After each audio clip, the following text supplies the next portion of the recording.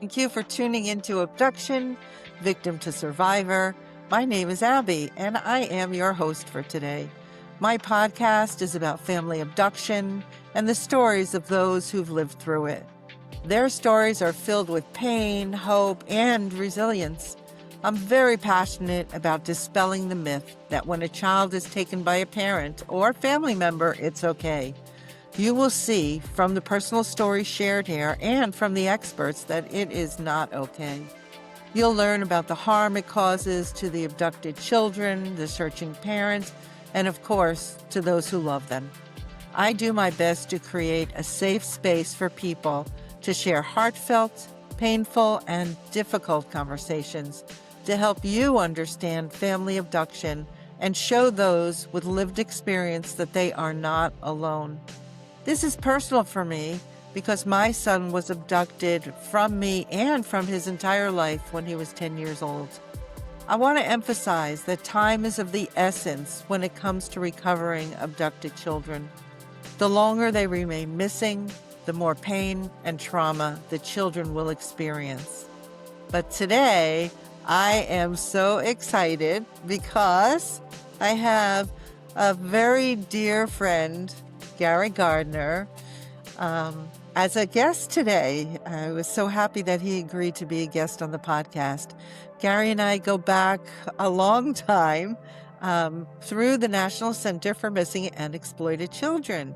He was a case manager there, and we did collaborate on a few cases of missing children when he was there, and I just knew immediately what a good guy he is, what a big heart he has, how he really, really cares. And before he came to the National Center for Missing and Exploited Children, Gary had a very extensive background in law enforcement. And he started telling me, all of what he did. And I'm like, okay, Gary, you're going to tell everybody what you did because I don't want to get it because he did such important work. So, Gary, hi. Hey, Abby, thank you so much for Oh, inviting me, for allowing me to join. And you said it best. We're friends first, Abby, and you know that. And the support you provided to so many families, I witnessed firsthand at the National Center for Missing and Exploited Children. And so thank you and for you the too. opportunity. Yeah. Wait, you were telling me about your background in law enforcement, and it's so extensive, and the work that you did was so hard and so important. I I wish that you would share that with our listeners. Yeah, of course. Yeah. So I started out in police work on the road, like everybody else. I was in uniform for 5 years as a police officer in Prince William County Police Department here in Northern Virginia. From that 5 years, I got promoted to detective. After getting promoted to detective, I was thankful enough to go directly into crimes against persons, which led me to crimes against children. And so I was in the crimes against children unit for nearly 6 years, working child death, sex crimes, serious physical abuse, near death. And that was consuming my entire day of a unit of 10 detectives, and we worked countywide. And then after doing that for the 6 years that I had been in the unit, they thought it was best that they rotate me out uh, for the betterment of myself and what First. that could present Yeah. in the future after I retired. And so they came to me on a Friday and they said, Gary, unfortunately, we're transferring you out to the academy as a basic school instructor. You've been in the unit long enough. You've done great work. You're an expert at what you do. But we have bigger plans for you that are going to be better for you. And so I went out to the academy as an instructor in the basic school, Prince William County Criminal Justice Academy. I did that for 3 sessions, and then I rotated back out into the violent crimes unit, working homicide, rape, robbery. I had worked child death cases for so long. They thought it was a natural transition that I worked adults. I did that for 2 years. And as I was sharing with Abby, I'll never forget in 2002, I was called out on a triple murder. It was Christmas Eve. My wife and I, who are still married today, we've been married 33 years, had young kids. They were 9 and 7 at the time, and I was gone 24 hours. Came in after Christmas. They're crying. dad missed Santa. And I turned to Teresa and I said, I don't know what I'm going to do, but I'm not going to do this next year. 13, almost 14 years of a sworn position. I had a relationship with the National Center for Missing and Exploited Yeah. Children. I immediately called Ben Armini at the time, who was the executive director in the Missing Children's Division, and said, Ben, it's probably a heavy lift, but I'm looking to get out of being, in Prince William. And do you have any positions in the Missing Children's Division that could get me a 9 to 5, Monday through Friday, off on the weekends? I could be home with my family and enjoy my kids' lives and be one dad who was present, who wasn't present previously. And so Ben thankfully said, Gary, I think in about 3 months I will have a position. That did come true. I had graduated from George Mason University with a Bachelor of Science degree in Administration of Justice. That was one of the requirements to join the National Center, was to be a college graduate. And I had checked that box. And within that 3-month period, I had met with Ben, had delivered my resume, went through the interview process, was hired as a senior case manager in the Missing Children's Division, where I remained for the next 13 years to round off a 26-year um, public service, um, related career for myself. And so that 13 years at the National Center was some of the most rewarding times of my life as well, as the police department. Yeah, the case managers at the National Center for Missing and Exploited Children are, I don't know if they're now still, but they were all retired law enforcement, right? They were. Yeah. Yeah, so these are people who really know how to work cases. Gary worked all the cases. He worked parental abduction. He worked the non-family abductions, the endangered runaways, and what they call the limbs, the lost, injured, missing. That's when a child under the age of, I don't remember, It but was a it was young, under the age of 18. And it was oh, it when we was. Oh, okay. It was under the age of 18. It was when we didn't really know how they went missing. And so it was kind of our unknown category, of which we knew they needed help. They knew they needed resources. We knew that, being prior law enforcement within the division, that we could provide and liaison with what the resources were with the center, along with our investigative experience, try to put the pieces together. Right. Did they put children with autism who wandered away as a limb, I They think? did. They Yeah. did. Yeah. Yeah, I Yep. have a grandson who has autism, I'm sorry and, to hear that. he came to visit me. I guess he must have been, I think he was around 16, and, he wanted to go outside, so he went outside with, his father, and then all of a sudden took off all his clothes, except for his underwear and his shoes, and ran. He didn't know where he was running. He was just running. And the major fear was that he would run into the street and get hit by a car because he didn't know to stop. He would just keep going. So we called the police in Fairfax County, Virginia, and they came immediately and they knew the protocol for how to look for a child with autism.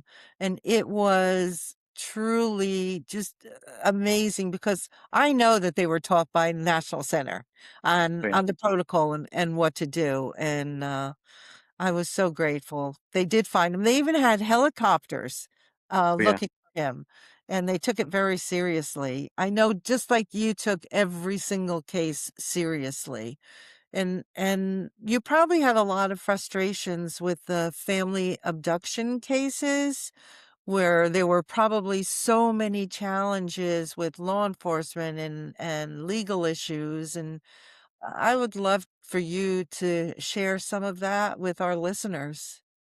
I Yeah. definitely will. So, Abby, as I was sharing, probably one of the biggest hurdles that we had from the perspective of the National Center providing resources to family abduction cases were that it wasn't taken as seriously on the outside as it was that we took it as serious on the inside. They didn't feel like in a family abduction that the child would necessarily be in harm's way. And so it just seemed to be, we became advocates for the family. in ways of which we were trying to advocate and educate law enforcement to the dangers the child could be in, and then also providing those resources back to the family that they deserve, like any other one of our categories. And that was probably our biggest hurdle, was just, again, advocating, educating, providing the family hope, that, one, we're going to find the child, two, we're going to return the child back to where the child belongs, and then three, we're going to collaboratively work together, both from the level of the national center, to deploy resources that we knew we could, that were necessary to put in the hands of law enforcement. And then also, uh, being that we were all, just like you had said, we were all prior law enforcement, we were all prior investigators, we were all prior death investigators, abduction investigators. We worked pretty much all categories within law enforcement. We wanted to give our investigative experience back to the field because we couldn't do it ourselves anymore. We were kind of advocating for law enforcement to say, we've been there, we know how to do it. We believe we're going to be in the best interest of your investigation, and we want to lend a hand. We want to provide the resources that are necessary. But on the other side of it, we also want this to be taken seriously in a way of which those resources will be deployed and implemented in order for us to locate the child. Right. Sorry, my cat is, That's okay. That's okay.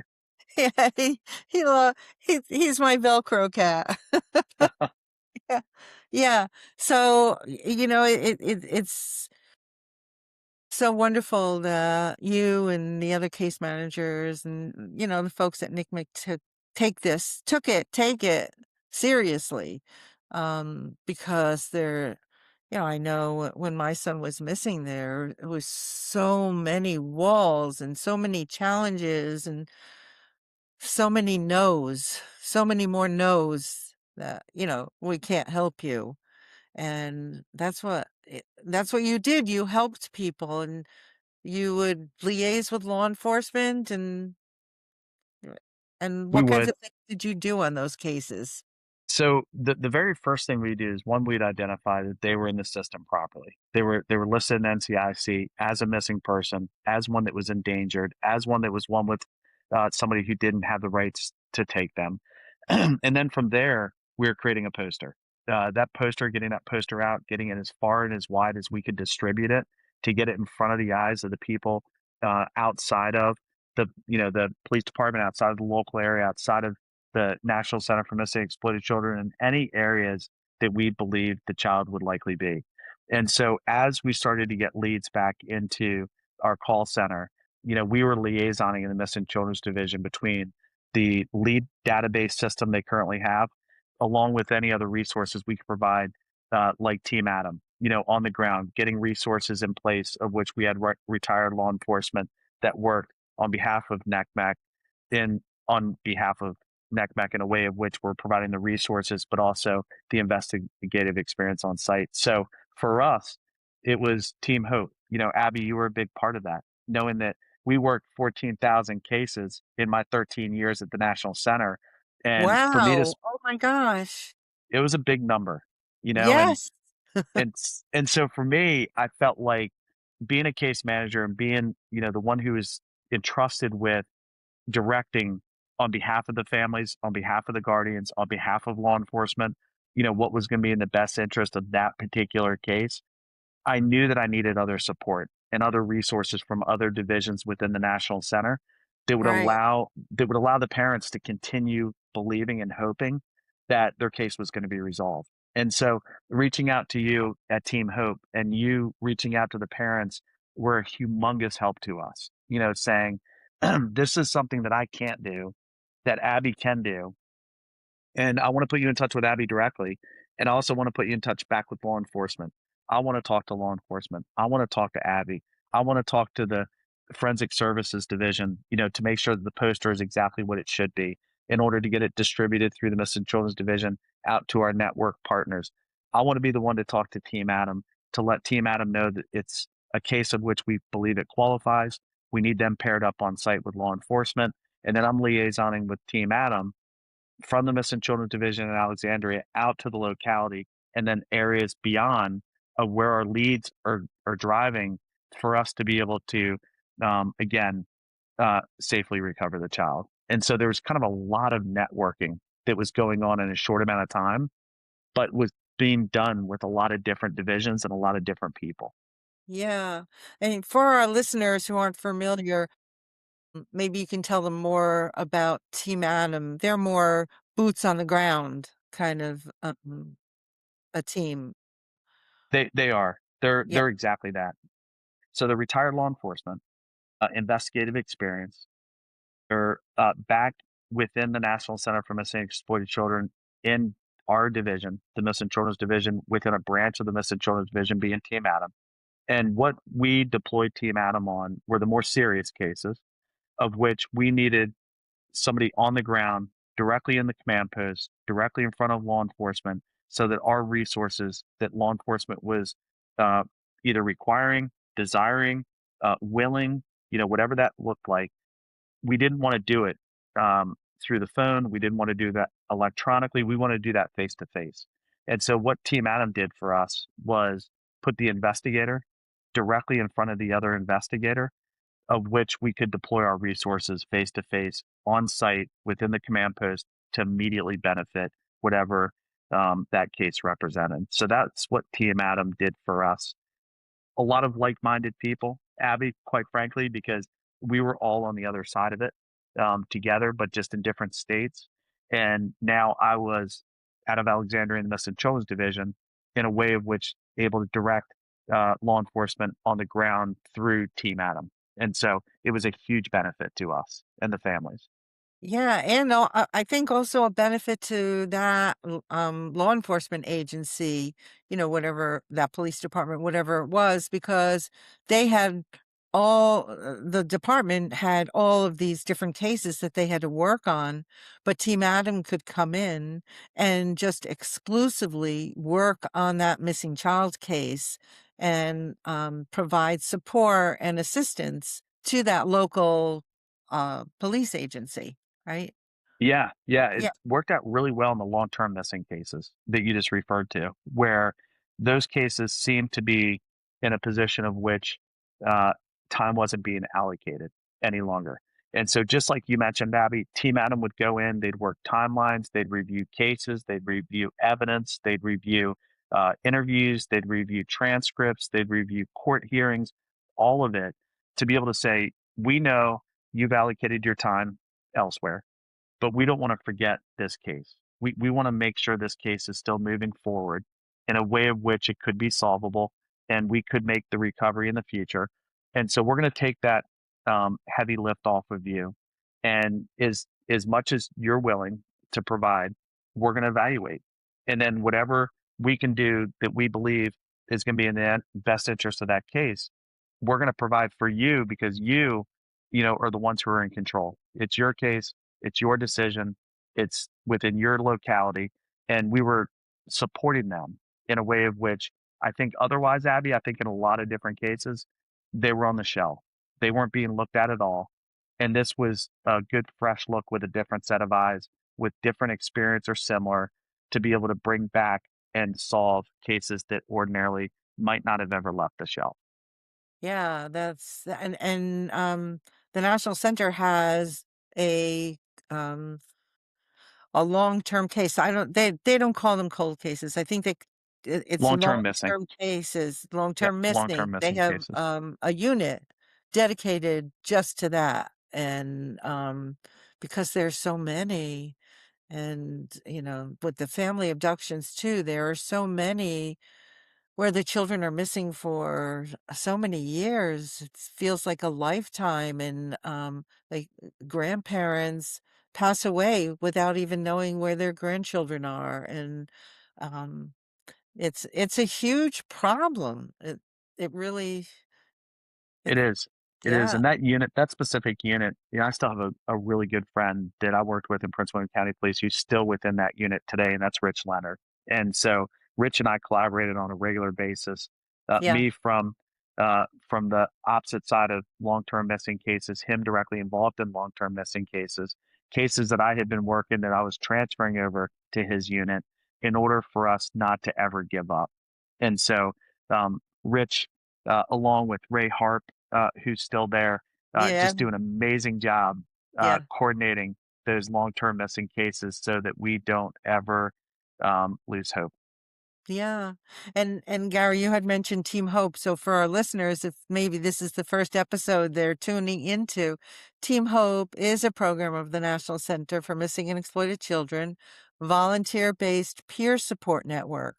So the unfortunate prerequisite of being in Team Hope, or being a volunteer for Team Hope, is that you have to have had a missing child, covered child, a child who was recovered, or a sexually exploited child. And then we reach out and we help other people who are going through similar situations. That's where the peer support comes in. And we help them just get up in the morning. Sometimes it's too hard to even do that. And we support them through the journey of having a missing child. And Gary was a big supporter of us, and I really appreciated that very much. I loved working on a case with Gary. He was wonderful.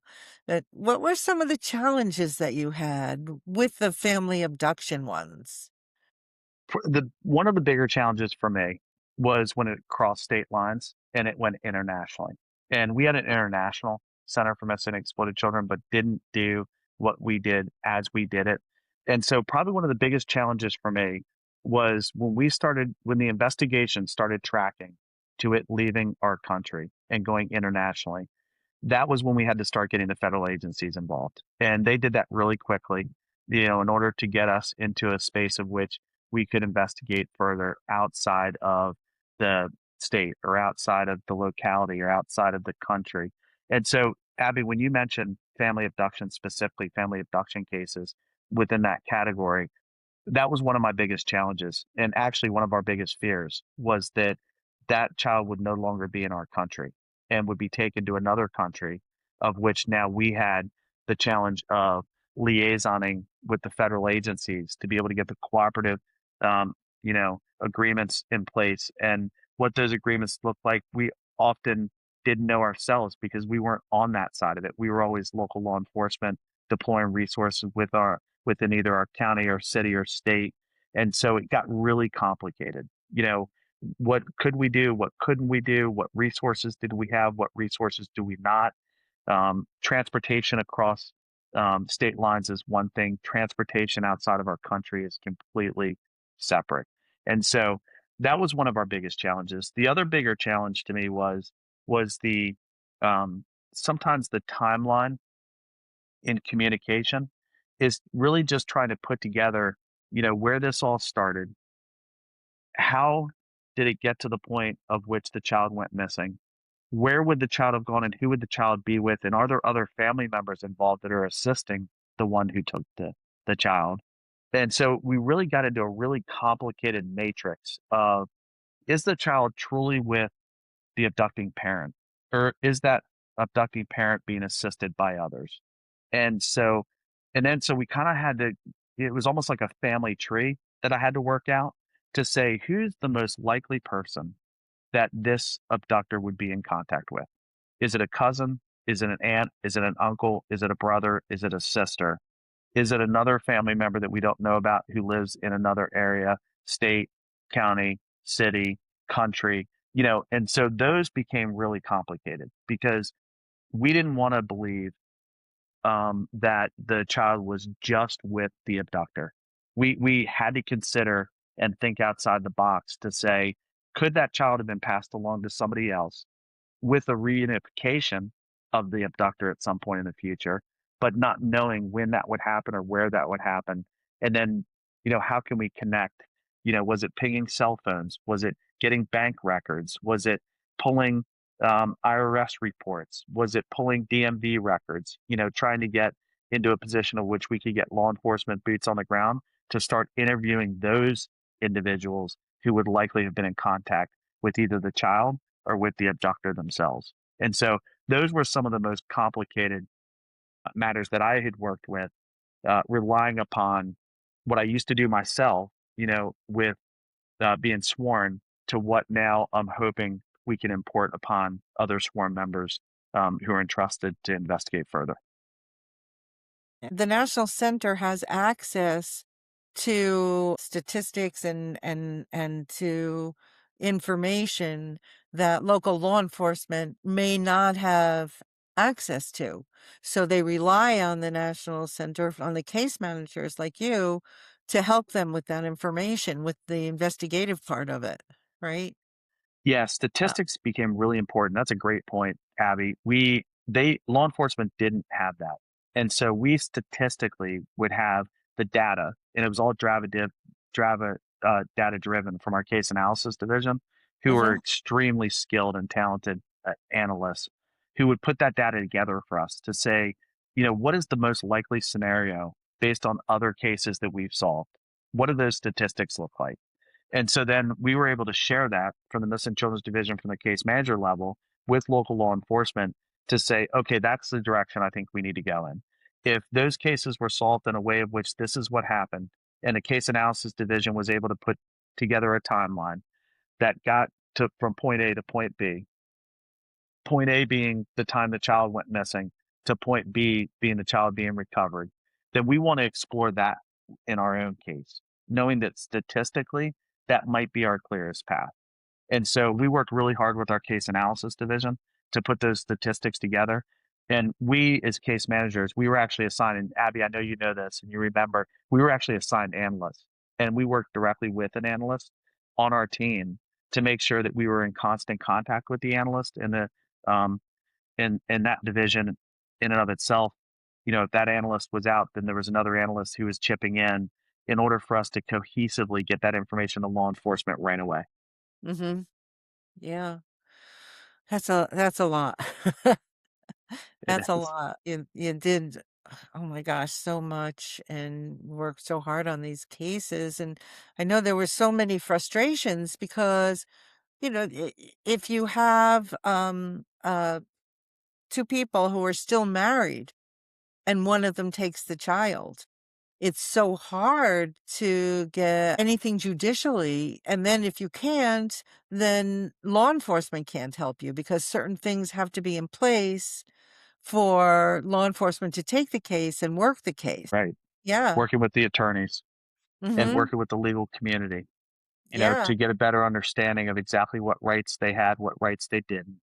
And also, court judicial hearings and rulings, were the most important, and so there was a lot of, I almost call it legal analysis in family abduction cases that went on in areas of which, we as investigators were evaluating, but we were really being told, how and when and where did all of the legal aspects of this case take place and what rights do they now have? Did this rise to the level of a criminal event or not? And once it was deemed to be a criminal event, once it was categorized as a family abduction, that's when everything went into fast forward. But you're right. There were often times where they would call into the call center and it would come directly to the missing children's division. And the very first thing I would do was start liaisoning with the legal community to see what requirements do we have that's already in writing, that's been ruled upon the court in order for law enforcement to deem this to be an abduction.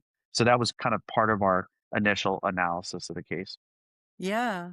And the best case scenario is when the couple is divorced and there's a custody ruling and the searching parent has either primary custody or full custody. That's when they're able to get help.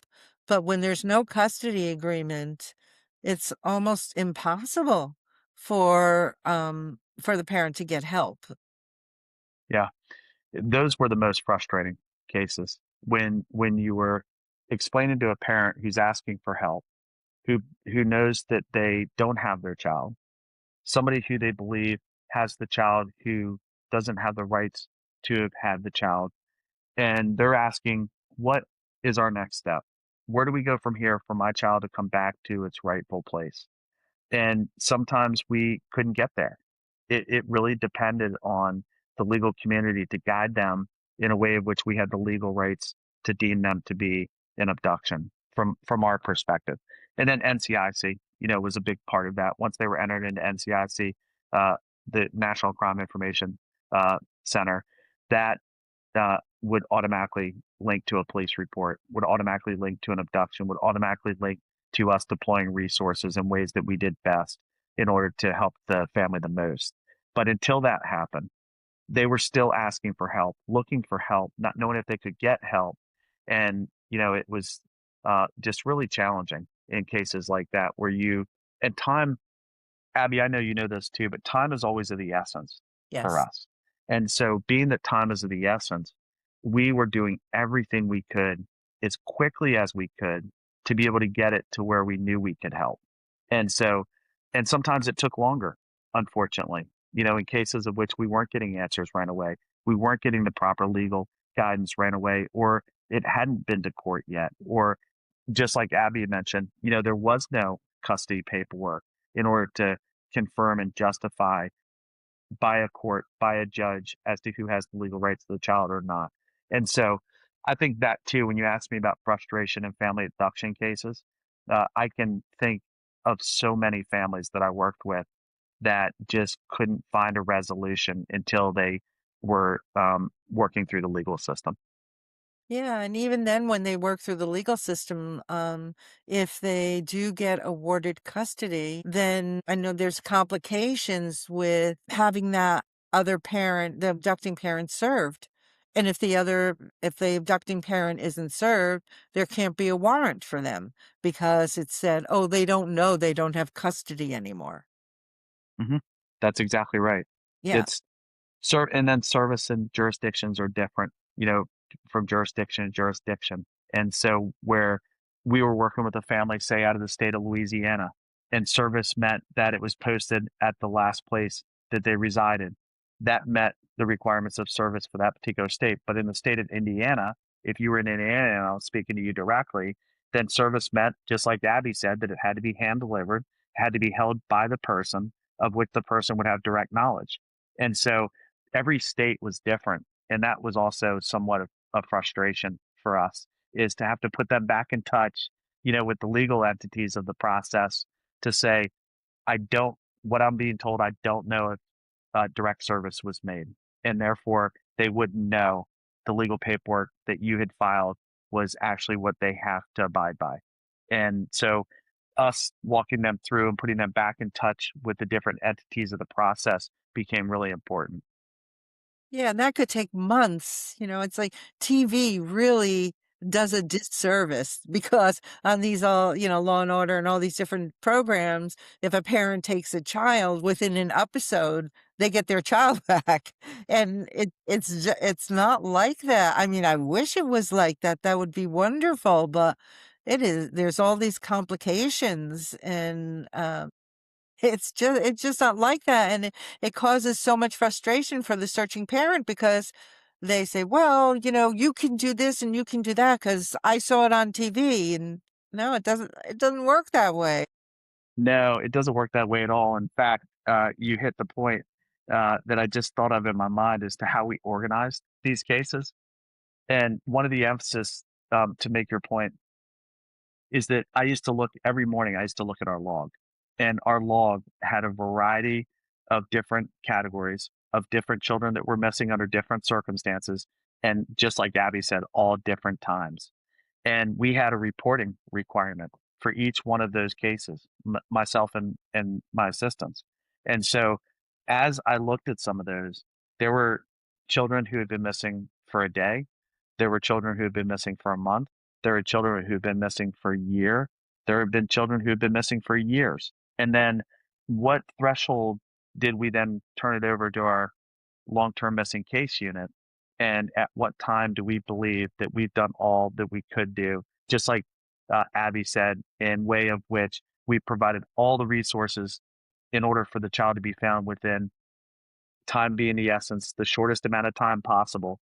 But that, when you just mentioned that, Abby, it just brought me right back to that space of every single morning of looking at every log, of looking at every child in every case, knowing what our week was going to look like and who and which cases would we be working on right in front of us. So much pressure for you, Gary. So much pressure because, I mean, it wasn't just like 5 cases, 10 cases. It was hundreds of cases, right? It It was was hundreds. Yeah. yes. So just as a number, and I mentioned it earlier, uh, I recovered over 14,000 children in 13 years. And so to recover 14,000 children in 13 years, you can only imagine the number that I had turned over to the long-term missing case unit, the ones that we had been working on that never qualified as a family abduction, of which we had to turn them back in to the local locality in order to investigate further in ways of which would benefit the family the most. And so, just like Abby said, it was thousands of cases and it was hundreds of cases that we'd work on a weekly basis. Yeah. That's just so much pressure. How did you handle that? Because it had to have been emotional, Gary. It had to, just because you're such a caring person that, and especially when these parents would call you and cry to you and, have expectations that weren't realistic. And how did you handle that? I think the way we all handled it, and the best way for me to answer is we were so passionate. We were so passionate about what we did. We were educated. We felt that we were experts in our field. Being on the outside, now being on the inside. Um, and so we were just passionate, and some way, somehow, we were able to have those conversations with every single family member, whether they were crying, whether they were angry, whether they were happy, whether they were quiet. Uh, those conversations had to be had. And we were also passionate about getting to a resolution for them. And we knew that we could help on levels of which were right in front of us. We just didn't know when. And so I guess that's the best way I can answer it is we were also passionate about being investigators and working with families and working to recover children who couldn't advocate for themselves and to hold the ones accountable on the other side who were the suspects who had done this through the court system, holding them accountable, getting the evidence that we know we needed in order to help the prosecutors to get to a conviction. I mean, we were just all so passionate, is really what it comes down to. It's I understand that, but knowing the heart that you have, well, I mean, the position you had with law enforcement had to be so hard, and I understand, and I'm glad that law enforcement understands that too. So you're only in that position for a certain amount of years, and then you rotated into a different one. But um, gosh, you've seen so much in all your years. You got a strong heart there, Gary. Thank you, Abby. I Yeah, appreciate that. yeah, I I I really really do. It means a lot yeah. to me. Is there one case in particular on the family abduction that sticks in your mind? Not to call out any names or anything, but just kind of the nuances of a case that really stuck with you on the family abduction. I don't know if there's one case in particular that really stuck with me. In fairness, you know, I I had worked so many family abduction cases, and there were so many differences between all the family abduction cases that I can't say there was one that stuck out in my mind. It was more of me, and I guess it's a way. And Abby, it probably goes to your point that you just mentioned. It was a way to compartmentalize it because we're all human, And so for me, it was almost a way to compartmentalize it to say, I know on a human level, this is terrible. This isn't normal. And this isn't something I would normally be exposed to. But on the professional level, I passionately worked hard on behalf of every family, with every law enforcement member, with every single entity of every part of the process. And so I could probably talk for hours upon hours on all the different cases that we worked as it involves family abduction. Um, but I can't say that there was one that I would say I'll never forget. Mhm. Um, it there were a lot of really happy endings, which was a good thing, of ones who were returned to the parent of which they deserved to be with, and the ones who had them were held accountable. There was a lot of happy endings, that's for sure. there were a lot of disappointments in between of ones we couldn't help, and there was also a lot of despair on ones that we never found. And so in the 13 years that I was in the missing children's division. Yeah, there are cases like that. There are long-term family abduction cases where sometimes the children are never found, or they're found after 10 or 15 years. And by that time, they've been so alienated from their searching parent that the reunification is not successful. The child rejects their searching parent because not because of who the parent actually is, but who they believe the parent is from what the abducting parent told them. And those cases are so tragic and so sad because most times that searching parent gave up their whole entire life to find their child. That's right. That's Yeah. right. That's where Team Hope was so important for me, was when we did have that successful rescue, it wasn't always as successful on the opposite side, unfortunately. But it for us, it wasn't in the missing children's division. We didn't have the experience, knowledge, the education to handle the reunification part of it. But I used to emphasize to the parents who were so happy that that child was back. And just like you said, they had dedicated days, months, or years to locating their child. And I would say it's so important that you talk to Abby. It's so important that Abby put you in touch with somebody in Team Hope, because I know that what they can do for you now, it's just begun, unfortunately. And I hope it's going to be positive, and I hope it's exactly what you guys envisioned.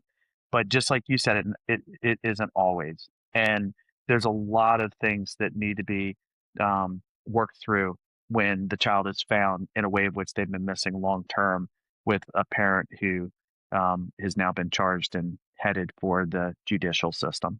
And so there's a lot. It's complicated. There's a lot to unpack.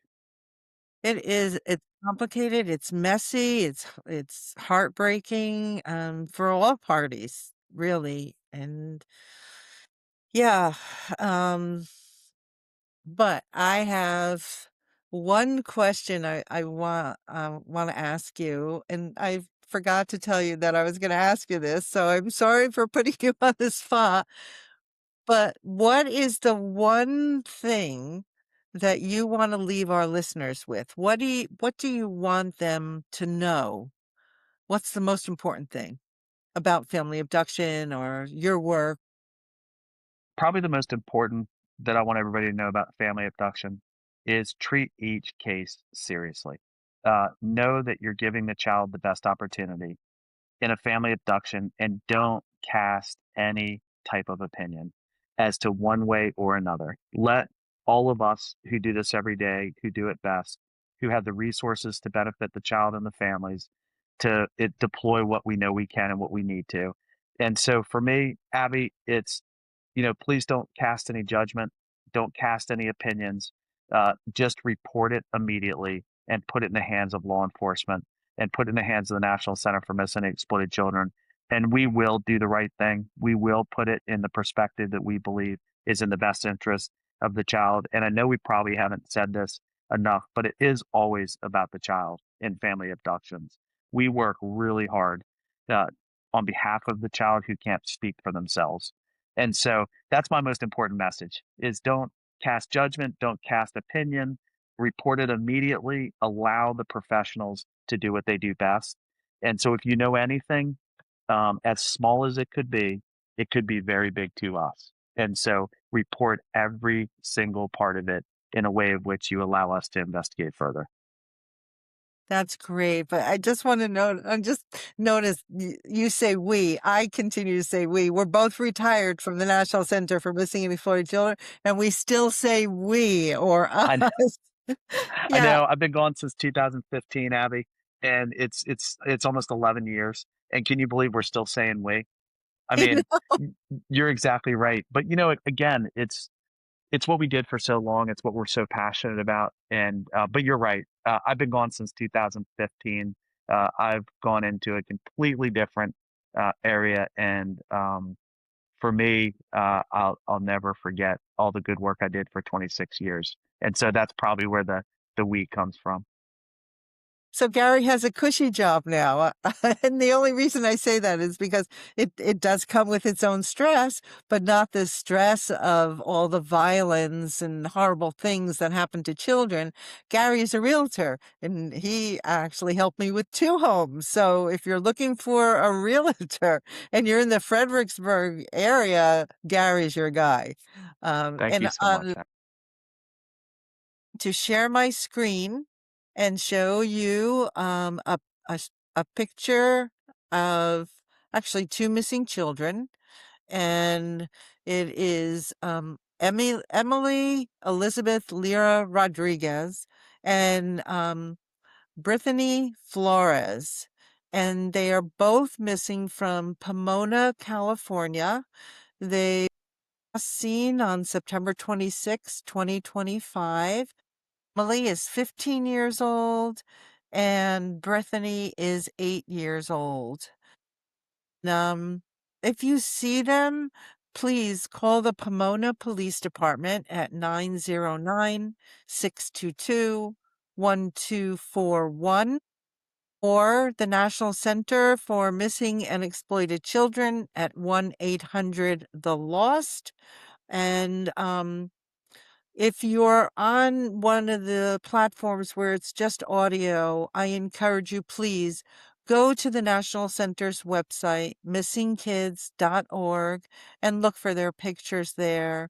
You could be their hero. You can be their voice. All of these children's, and you'll see so many children on the National Center's website. They're all looking to us to be their voice and to help them. So let's see. Gary, thank you. I so appreciate you being a guest and explaining the process and just what it's like on your end of it. There's a missing child case. So thank you so much. And thank you to all our listeners. I really appreciate you being here today. And if you have any questions, I'm happy to do my best to answer them and would appreciate your comments and suggestions. You can reach me at the email abduction.victimtosurvivor@gmail.com. You can also follow the podcast on our Facebook page, Abduction Victim to Survivor. I hope you will subscribe and leave a review or a comment. I truly believe that your support will help people find their voices and the strength to tell their stories. If you or someone you know is facing family abduction, please reach out to me. You're not alone. And we will see you next Tuesday on Abduction, Victim to Survivor. Thank you so much for tuning in, and thank you so much, Gary. You're welcome, Bye. Abby. Thanks for having me. Bye, Great to see you everyone. always.